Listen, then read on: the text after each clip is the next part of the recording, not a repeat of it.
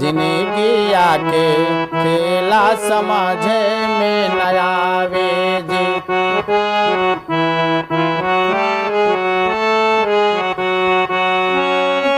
खेला समझ में न आवे, खेला समझ में न आवे, खेला समझ में न आवे, जिंदगी आके खेला समझ में न आवे।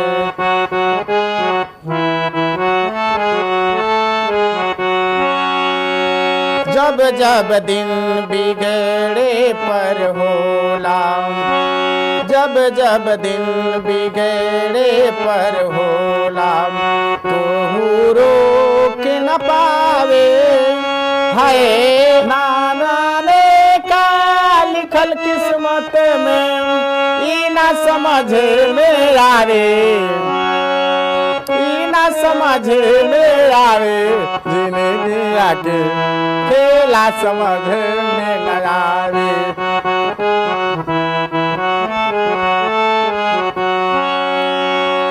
समय हंसावे समय रुआवे, समय हंसावे समय रुआवे, समय नाच नकावे, है जाने बूझ के ना कोई माली, जाने बूझ के ना कोई माली, आपन बगिया जरावे, आपन बगिया जरावे, जिंदगी आके खेला समझ में न आवे।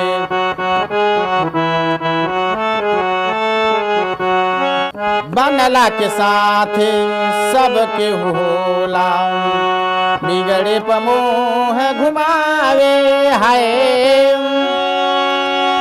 सूरज के डूबते परछाई भी, सूरज के डूबते परछाई भी, आपन साथ छोड़ावे, आपन साथ छोड़ावे, जिंदगी आके खेला समझ में न आवे।